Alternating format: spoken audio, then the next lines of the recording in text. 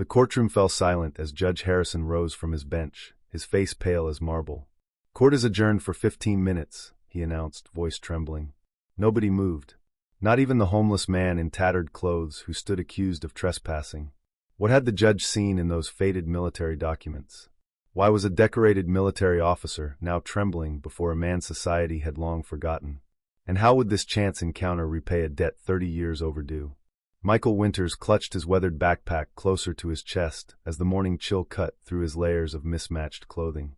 At 63, his body bore the invisible weight of memories heavier than the physical burdens of homelessness.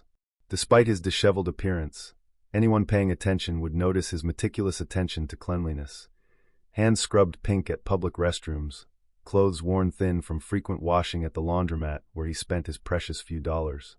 Dawn had barely broken over Millfield as Michael began his daily routine, collecting aluminum cans from behind restaurants and bars that dotted the struggling downtown. Once a thriving manufacturing hub, the small town had hollowed out after the factory closures, leaving storefronts vacant and hope scarce. Only the public library stood as Michael's sanctuary, a place where he could lose himself in military history books and escape the reality of his makeshift tent carefully hidden behind the building's dumpsters. "Morning, Mike," called Ellie from the back door of her diner. She held out a paper bag containing yesterday's unsold muffins, a small kindness in a world that had largely forgotten how to be kind. "Weather's turning. You got somewhere warm to go tonight?" Michael nodded silently, accepting the offering with downcast eyes. He never mentioned his military service, never wore identifying tags, never sought veteran services. The few who attempted conversation assumed he was just another down-on-his-luck drifter, and Michael preferred it that way. Redemption wasn't something he believed he deserved. That evening, as he organized his few possessions in his tent, his calloused fingers lingered over a sealed envelope marked classified, tucked into the innermost pocket of his backpack. Some memories were too painful to revisit, yet too precious to discard. His nightmares didn't need the reminder. They came unbidden each night, filled with sand, blood, and the call signs of Operation Sandstorm Sierra. He'd wake sweating, throat raw from stifled screams, muttering coordinates and squad positions to ghosts who couldn't hear him. The following morning brought news that sent ripples of anxiety through Millfield's homeless community. Construction had begun on Riverview Commons, a luxury development promising to revitalize the waterfront, a euphemism for pushing out those who didn't fit the gleaming brochures. The city council, eager for tax revenue, had approved increased police patrols to enhance public safety downtown. "New policy," announced the library director when Michael attempted to enter his sanctuary that afternoon. "We need proof of residence to issue library cards now." Her eyes avoided his as she pointed to the freshly printed sign. "Board's decision, not mine." The rejection stung, but Michael nodded respectfully. Compassion was becoming a rare commodity in Millfield, replaced by fear and suspicion of those who existed on society's margins. That night, he returned to find "No trespassing" signs posted around his usual sleeping area, forcing him to gather his belongings and search for somewhere new. The sky opened up around midnight, rain falling in sheets that turned the spring air bitter cold.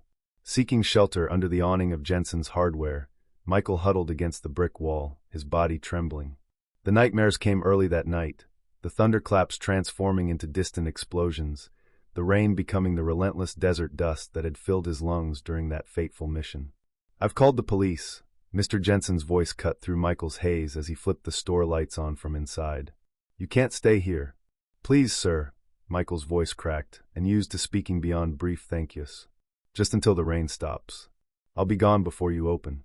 "Rules are rules," Jensen replied, turning away as the flashing lights of a police cruiser illuminated the rain-slicked street.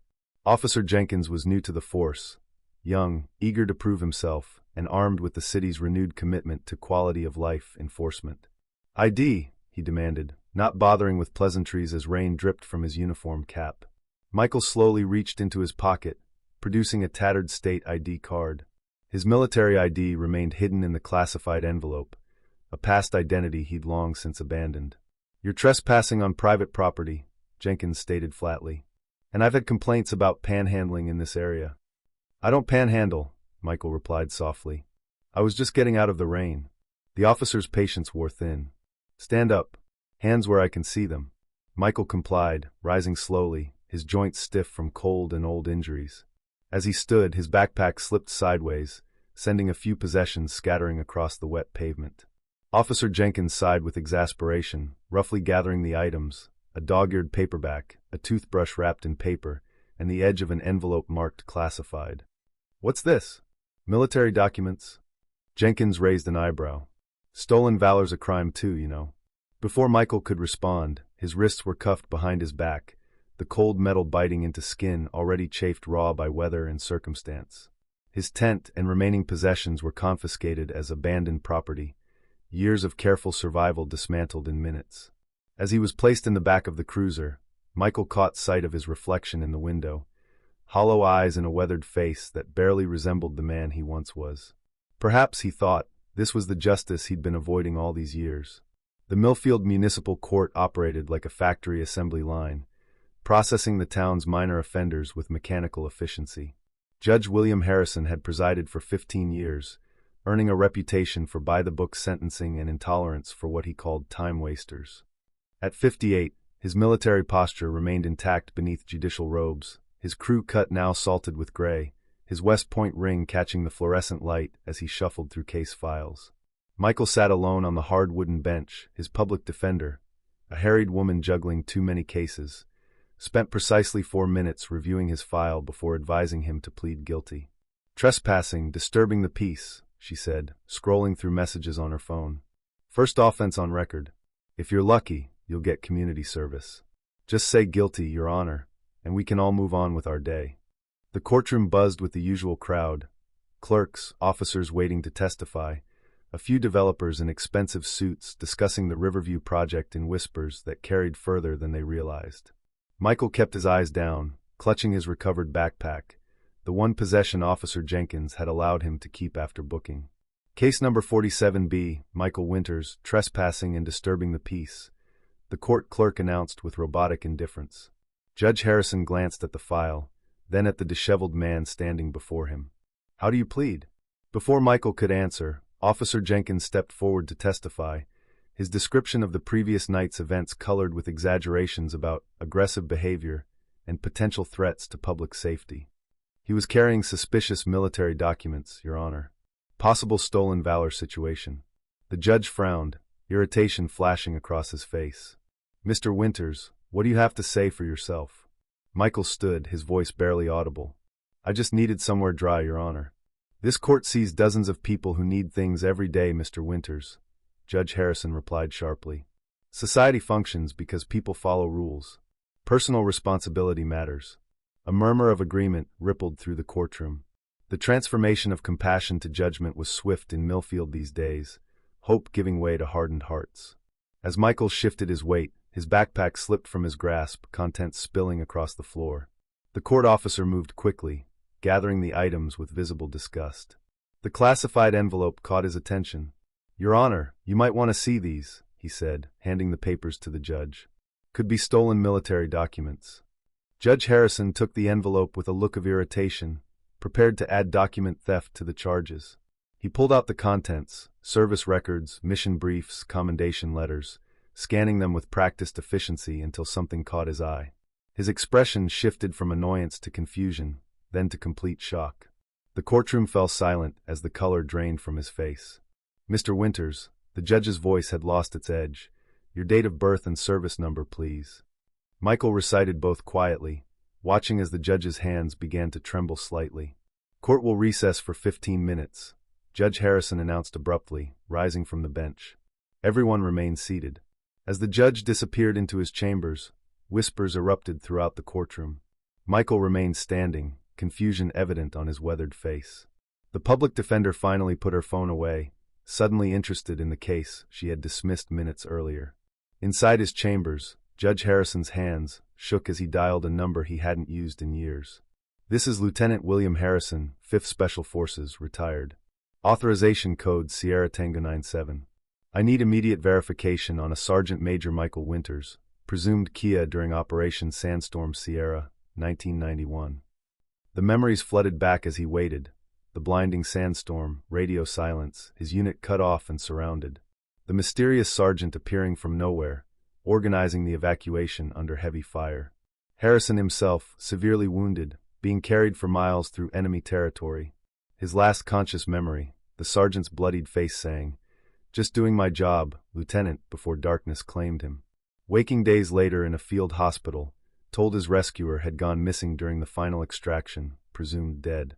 Years of searching military records had yielded nothing but classified stamps and dead ends. Until today, when the ghost he'd been chasing for 3 decades stood before him in his own courtroom, homeless and accused of trespassing. When Judge Harrison returned to the courtroom 15 minutes later, he was no longer alone.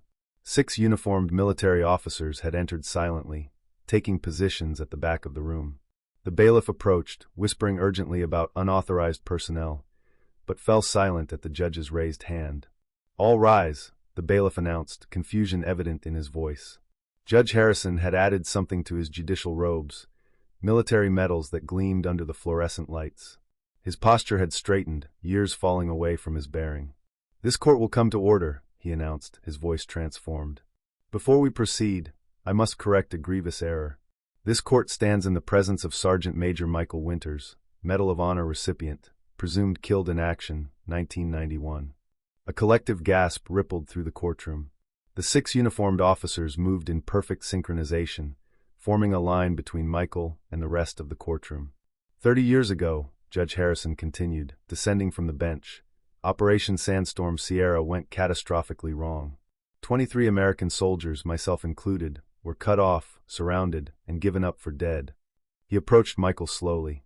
Sergeant Major Winters led an unauthorized rescue operation. When our extraction helicopter was shot down, he carried the wounded, including me, through 18 miles of enemy territory. Military records listed him as killed during the final evacuation attempt. Michael stood frozen, eyes wide as the judge stopped before him.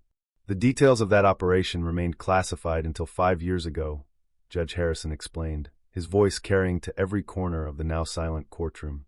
"By then, the hero who saved us had vanished." Officer Jenkins stood rigidly by the witness stand, shock evident on his young face. The public defender had turned pale, her phone forgotten in her pocket. "Your Honor," Michael finally spoke, his voice stronger than before, "I didn't die in the desert, but part of me never left it." The judge nodded solemnly. "What happened after the evacuation, Sergeant Major?" Michael's eyes clouded with painful memories. Severe head trauma. Months in military hospitals with memory gaps. When I was discharged, the system. I fell through the cracks. The nightmares were clearer than reality most days. Easier to disappear than to explain what I couldn't remember. PTSD, the judge supplied. Survivor's guilt. Michael nodded, shoulders slumping. Never felt right, taking credit. Other men died. Better men than me. 23 men lived because of you, Judge Harrison corrected firmly. Including me. The senior military officer stepped forward, presenting a perfectly folded American flag to Michael. "This belongs to you, Sergeant Major Winters. Your country thought you were dead. We're here to correct that mistake." The military officers formed a perfect honor guard around Michael, their faces solemn with respect. Officer Jenkins removed his cap, holding it over his heart, his earlier arrogance replaced by genuine shame. "This case is dismissed with profound apologies from this court," Judge Harrison announced. "The only crime here is how we failed one of our greatest heroes." He removed his judicial robe and, in a gesture that left the courtroom breathless, draped it around Michael's shoulders. "Sergeant Major Winters, this court stands in your debt." As one, every person in the courtroom rose to their feet. The uniformed officers saluted, holding the position as tears streamed openly down Judge Harrison's face. For the first time in 30 years, Michael Winters straightened to his full height and returned the salute. Transformation came swiftly to Millfield in the days that followed. Judge Harrison personally arranged for immediate medical care for Michael. Military officers expedited emergency veterans benefits, and Thomas Green, owner of the Millfield Inn, offered permanent residence in one of his best suites. The library director publicly apologized, creating a position for Michael as a military history consultant. "Our patrons should learn from someone who lived it," she explained. Local businesses that had once called police on the homeless man now contributed to a recovery fund. Officer Jenkins requested reassignment to a newly formed veteran outreach program, and Michael's public defender pledged pro bono services for all veteran cases in Millfield County. Even the developers of Riverview Commons announced a change of plans, 10% of units would be designated for veterans housing, with a park named in Michael's honor. 6 months later, Michael stood at the window of his apartment, watching autumn leaves dance across the library lawn. The nightmares hadn't vanished, but they came less frequently now. Therapy was helping him reconcile the hero others saw with the man he knew himself to be. His part-time work at the library's new Veterans Resource Center gave purpose to his days, and the weekly support group he led provided healing he hadn't known he needed. "Ready for our game?" Judge Harrison, now just Will to Michael, asked from the doorway, chest set tucked under his arm. Their weekly matches had become a ritual, a quiet space to rebuild the connection forged decades ago in desert sand and blood. "Just thinking about tomorrow's ceremony," Michael replied, adjusting the collar of his new shirt. The local community college had created a scholarship in his name, designed to support veterans pursuing education after service. "Nervous about speaking?" Will asked, setting up the chess pieces. Michael shook his head. "Still don't feel like I deserve all this." "That's exactly why you do," Will replied simply. Across town, storefronts now displayed veterans' welcome signs, and the city council had unanimously passed a Veterans First housing initiative. Michael's story had reached national media, sparking conversations about veteran homelessness and PTSD treatment. What had begun as one man's recognition had blossomed into a movement. The dedication ceremony for the Winters Harrison Veterans Memorial drew hundreds from surrounding communities. Michael and Judge Harrison cut the ribbon together, their hands steady on the ceremonial scissors.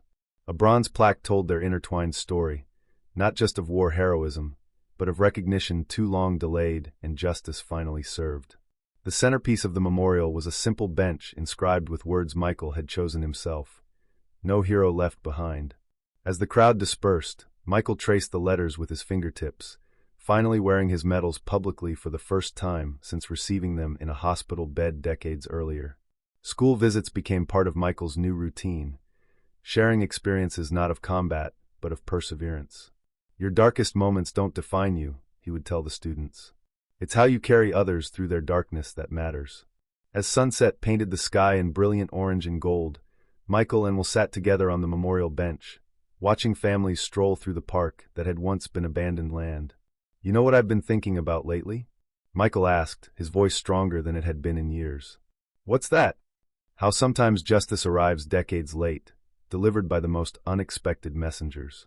But true honor, like the bonds forged in battle, never fades away. It simply waits for the right moment to shine through the darkness and remind us who we truly are." Will nodded, words unnecessary between men who had traveled from the depths of desert hell to this moment of peace. In the distance, a young veteran in a wheelchair approached the memorial, his nurse pushing him gently toward the plaque. Another life waiting for recognition, another story of service needing to be heard. Has someone from your past ever returned to change your life? Type honor in the comments if this story touched your heart. Subscribe for more stories that prove kindness and justice still exist in this world, because sometimes the greatest heroes are sitting right beside us, waiting for someone to simply recognize their name.